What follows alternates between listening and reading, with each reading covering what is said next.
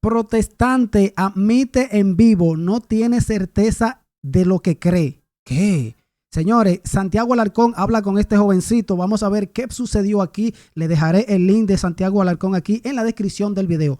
Dale play, vamos a ver qué pasó mira, aquí. tú tienes conflictos con que yo diga de que el protestante tiene certidumbre sobre la palabra de Dios, pero en cierto modo tú partes también de la certidumbre para sostener toda tu cosmovisión. Como te lo decía, vamos a decir que tú eres protestante. Tienes que hacer un esfuerzo, un trabajo intelectual y por medio de evidencia, por medio de cierto razonamiento, llegas a la conclusión de que hay mayor certidumbre en que la iglesia católica sea la iglesia verdadera a que la iglesia o la cosmovisión protestante lo sea. Listo, Sí. luego es auxiliada, digamos, en cierto modo, tu ejercicio por la fe y determinas de forma interna optar por la fe católica. Listo, ahora tienes una herramienta, digamos que magisterial, que te dice, estos libros son la palabra de Dios. El protestante lo que hace es simplemente lo que tú hiciste con el ejercicio de indagar si la iglesia era verdaderamente la iglesia verdadera. Eso mismo es el protestante con la palabra de Dios, con la Lo Biblia del sé, protestante. lo sé. No, yo no te estoy diciendo lo contrario. Yo lo sé, fui protestante. O sea, lo sé. Lo que pasa es que en ese análisis, en ese recorrido que vos estás reconociendo que el protestante hace y que sé que es así, no llega a ningún lado, hermano. No llega a ningún lado. O sea, va a llegar un ¿Tú punto consideras donde... que la certidumbre no es válida para este tipo de discusiones? No, lo que yo digo es que el método protestante se queda en el camino, se queda corto.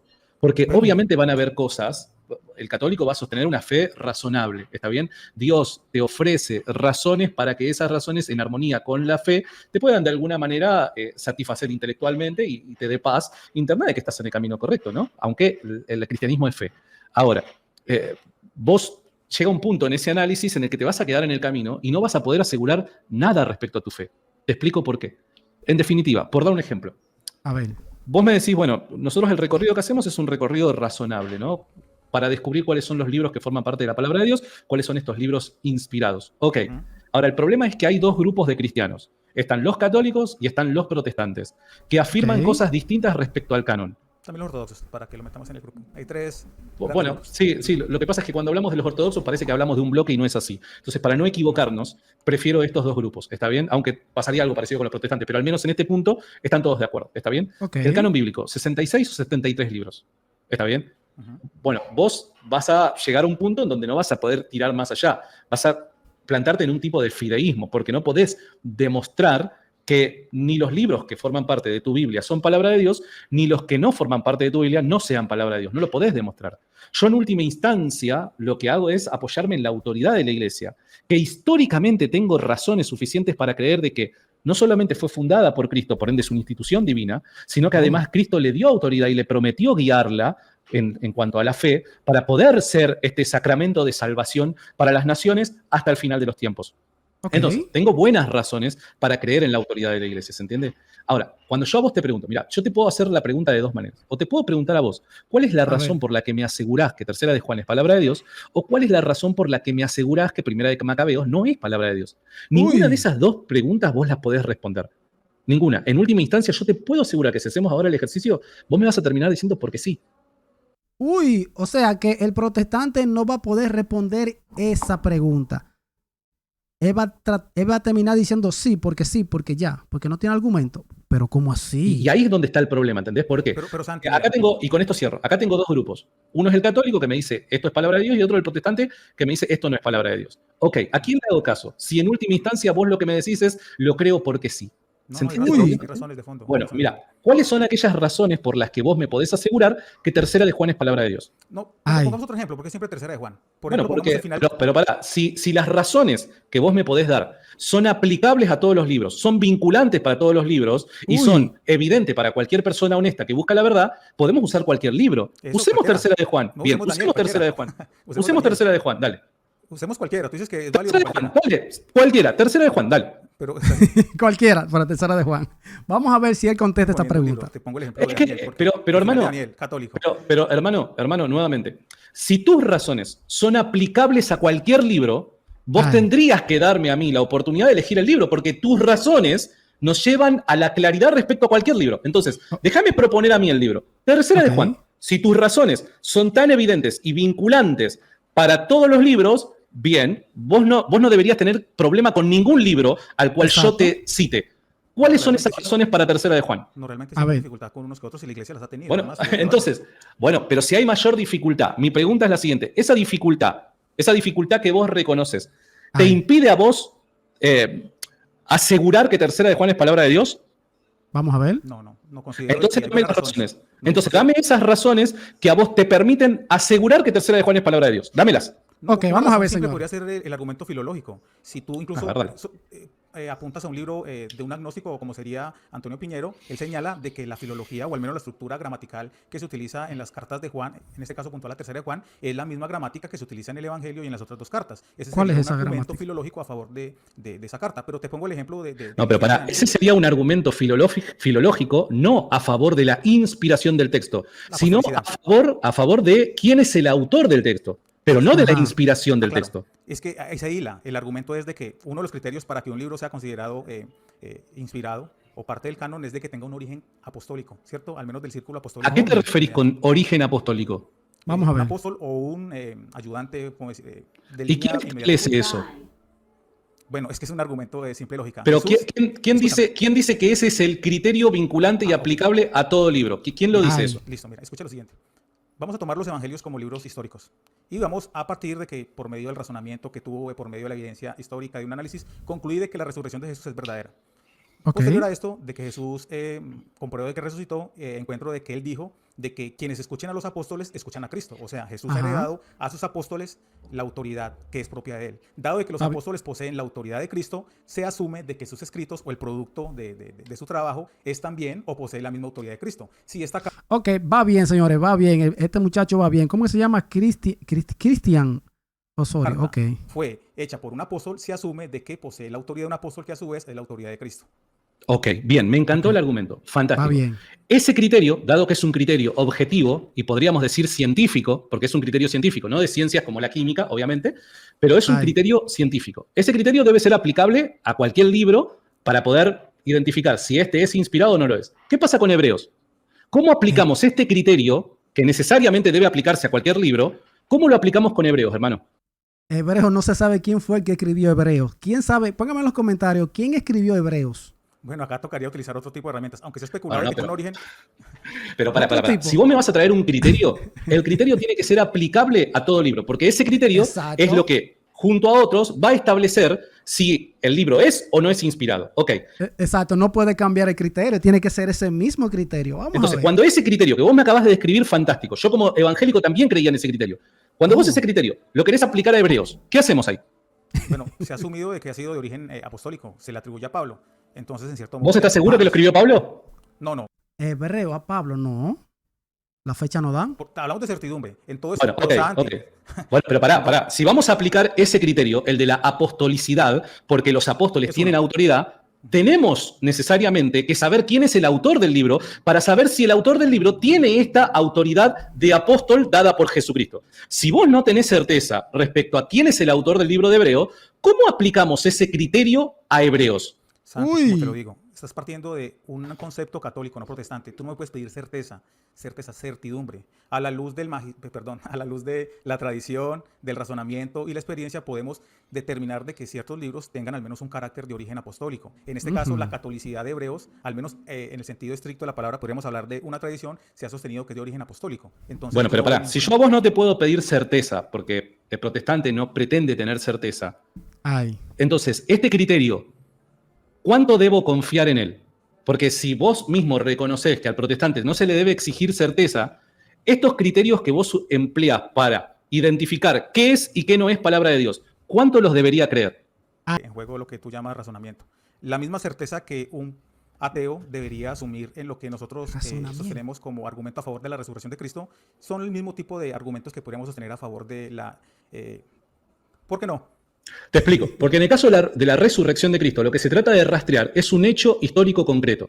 En cambio, cuando discutimos el caso de la inspiración del Nuevo Testamento, de cualquier libro del Nuevo Testamento, Antiguo Testamento, lo que estamos discutiendo es la naturaleza del libro. O sea, ¿quién es el autor del libro? Si Dios, creador de los cielos y la tierra, espíritu puro, es autor final del libro. Son discusiones en planos completamente distintos. Uno, mediante metodología histórica, es rastreable la resurrección de Jesús. Ahora, ¿qué metodología humana, qué criterio humano puede utilizarse para rastrear al Dios invisible, espíritu puro, creador del cielo y de la tierra, actuando por medio de los apóstoles para escribir lo que terminan escribiendo los apóstoles? ¿Qué método? ¿Qué disciplina? Me perdí un poco, pero como te lo digo, o sea, todo lo que hacemos es aplicar criterios. Fue la misma metodología que utilizaron los judíos a la hora de desarrollar su canon. O sea, los criterios lo que hacen es tener mayor certidumbre sobre ciertos libros. Ejemplo, si un libro en cierto modo pueda considerarse de contradictorio o de un origen no apostólico, pues tendríamos menos certidumbre en comparación con otro tipo de libros. Entonces, pero ese no es mi punto, hermano. Mi punto, o sea, yo voy a reconocer la utilidad de los criterios. La Iglesia históricamente reconoce la utilidad de los criterios. Acá nadie está diciendo de que los criterios no sirven para nada. Yo reconozco la utilidad de los criterios, pero lo que te estoy diciendo es que los criterios aplicados a estos documentos no te permiten tener certeza respecto a la conclusión final tuya. No. Y ese es el problema del protestantismo. ¿No es un problema? ¿Y por qué problema? Sí, porque si yo te digo, ¿estás seguro a partir de estos criterios que la Biblia que tenemos es realmente en cada uno de sus libros Santi, palabra de Dios? Vos no tenés seguridad respecto a eso. Simplemente lo único que haces es, quiero creer que sí. ¿Tú tienes certeza epistémica de que Jesús resucitó? En términos históricos, sí. ¿Tienes alguna metodología que nos puedas compartir hoy acá para que los ateos... En términos históricos, ¿no? Acá apuntamos, porque vos es como que estamos discutiendo litros versus metros. O sea, son medidas completamente distintas. Reitero, en términos históricos, o sea, yo por dar un ejemplo, puedo apelar a historiadores que podés decir, che, ¿estamos seguros que Jesús fue crucificado? Sí, estamos completamente seguros. Ahora, ¿de qué clase de certeza estamos hablando dentro de la disciplina histórica? No estamos hablando del mismo tipo de certeza que podemos llegar a encontrar en la química. Bueno, de la misma manera ocurre en el caso de la naturaleza de estos libros. No estamos hablando del mismo tipo de certeza, porque estamos hablando de cosas que son distintas. ¿Se entiende? No puede servir como analogía. Vos podrías presentar la misma analogía respecto a la sucesión apostólica. Ahí sí, claro. ¿Por qué? Porque la sucesión apostólica es un hecho histórico. Entonces yo tengo que elaborar un caso lo suficientemente fuerte para sostener de que sí, que tengo certeza histórica respecto a la sucesión apostólica. Pero acá estamos hablando de la naturaleza del libro. Es inspirado por el Espíritu Santo. Son dos cosas completamente distintas.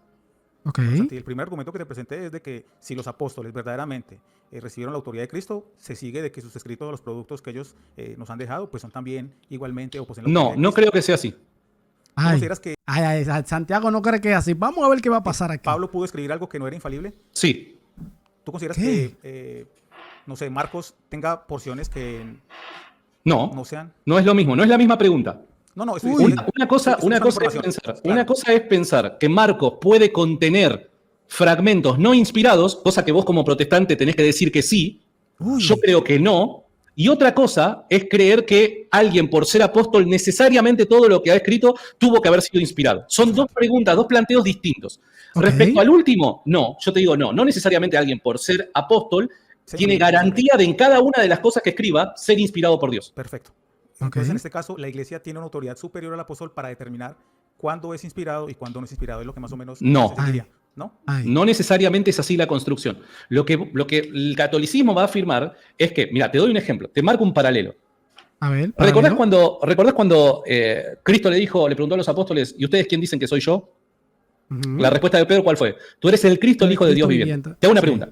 ¿Existe algún tipo de metodología o criterio para poder, delante del Hijo de Dios, como lo tenían los apóstoles, identificarlo como la segunda persona de la Trinidad? No, nadie podía saber eso porque estaba en el comienzo. Los apóstoles estaban en el aire y a Pedro como que se le fue iluminado. Por eso que Jesús le dice, mi Padre fue que te lo reveló. Sí. Claro, es revelación. Ahí está, fantástico. Exacto. O sea, bienaventurado eres, Simón, hijo de Jonás, porque no te lo reveló carne. ¿Por qué? Porque es imposible para el ser humano ver a otro ser humano y definir o identificar si este ser humano es la segunda persona de la Trinidad encarnada o no lo es, o es otro ser humano común y corriente. Es imposible. Hay pistas, claro que hay pistas. Hay pistas en sus declaraciones, hay pistas en sus milagros, pero no dejan de ser pistas. Nada te asegura. Necesitamos sí o sí el factor del Espíritu Santo en algo o alguien legítimo para garantizarnos la verdad. ¿Se entiende? Vos crees, mira, te doy un ejemplo. Vos crees que Jesús es Dios. ¿Por qué lo crees? Porque la Biblia sí te lo dice. ¿Vos lo crees? ¿Por qué? Por la autoridad de la Escritura. Ok. ¿Yo cómo sé otras verdades de fe? Las conozco no solo por la Escritura, sino por la autoridad de la Iglesia que ha sido fundada por la segunda persona de la Trinidad, a quien le ha garantizado la verdad. Entonces, todo termina en una cuestión de autoridad. ¿Y la autoridad última cuál es? Es la persona de Cristo. Ok. Entonces, me nace una pregunta aquí. ¿Los protestantes creen en esa autoridad? ¿Los protestantes creen en esa autoridad que Jesús depositó en esos primeros elegidos, en esos apóstoles, los protestantes creen en esa autoridad. Voy a hacer una encuesta ahorita aquí en el canal, atento. La persona de Cristo. Pero, Ahora, Santi, espera. sí.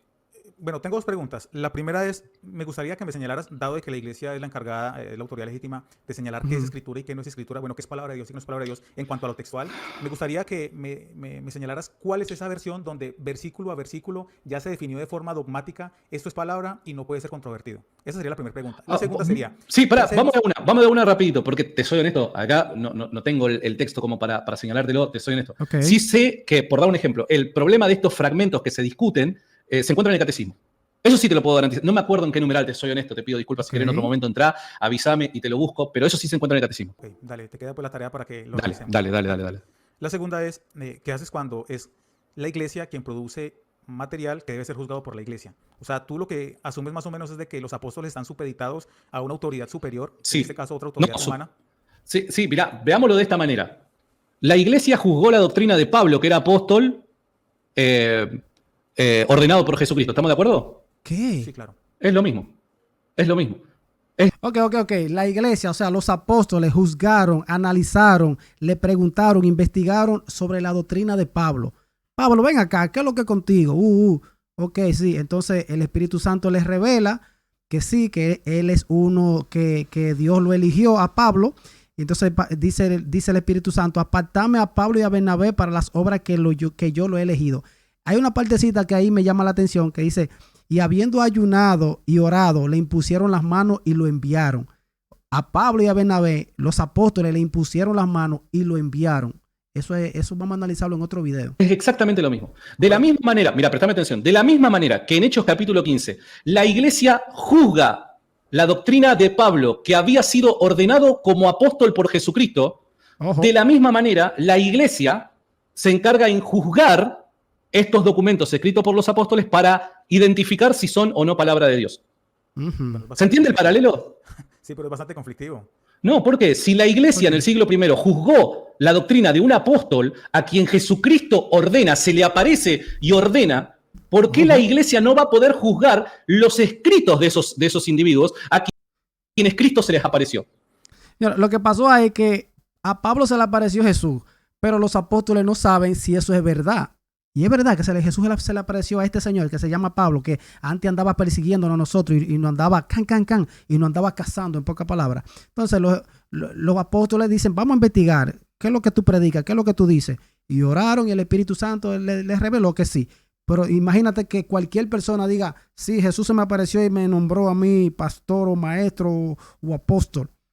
¿Tú entiendes? Entonces, esa iglesia que Jesús estableció, esa asamblea de personas son las que tienen el derecho y tienen el poder y la potestad para juzgar e investigar y darse cuenta de quién es quién aquí. Eso es lo que está diciendo Santi. No, entonces tenemos una autoridad, digamos, subjetiva. Porque ellos ¿Subjetiva? Claro, porque si Pablo no tenía autoridad para enseñar ciertas cosas, digamos que estaba en tela de juicio todo lo que él dijera. O sea, realmente no estaba en tela de juicio. Hay momentos particulares en donde se pone en tela de juicio. Y es ahí en donde aparecen los concilios. Cuando grupos o individuos con cierta influencia ponen en tela de juicio. ¿Se entiende? Okay. Fue lo que pasó en el caso de Pablo. Pablo no necesitaba, la doctrina de Pablo no necesitaba ser juzgada hasta que apareció la controversia con los judaizantes. Cuando alguien o grupo de personas pusieron en tela de juicio la doctrina de Pablo, fue ahí que se requirió la autoridad de la iglesia. Pero tú lo has dicho. Eso con la circuncisión, que tuvieron que ir donde los apóstoles para determinar qué es lo que se va a hacer. Hay una autoridad, señores, de verdad. Son otras personas, no un miembro de la iglesia, una autoridad. Pero los judaizantes los judaizantes eran miembros de la iglesia. Pero en ese sentido estamos hablando de apóstoles. Habían autoridades superiores en este caso que eran la iglesia. Estos judaizantes, por dar un ejemplo, muchos protestantes sostienen que tenían muy probablemente fuerte vínculo con Santiago, quien era el obispo, apóstol y obispo de la iglesia de Jerusalén. Por ende, podríamos creer, y esto es especulación, pero especulación histórica que sostienen los protestantes, podríamos suponer que esto que los judaizantes sostenían era conocido por Santiago. Entonces, cuando surge una controversia de esa forma, porque recordemos que desde el principio la iglesia va creciendo en sabiduría y en conocimiento, el Espíritu Santo va asistiendo de forma continua y progresiva a la iglesia por medio de sus autoridades para conocer la verdad, tal y como lo prometió Cristo. Entonces, no podemos obviar este proceso del Espíritu Santo en la iglesia, llevándolos a profundizar en cuanto a la verdad de Cristo.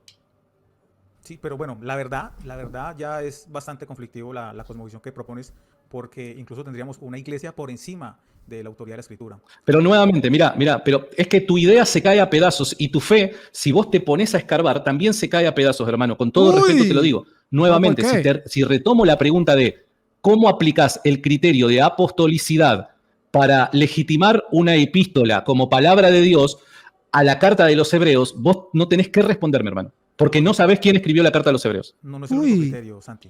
Claro, pero los criterios deben aplicarse a todos, si no, no pueden ser criterios.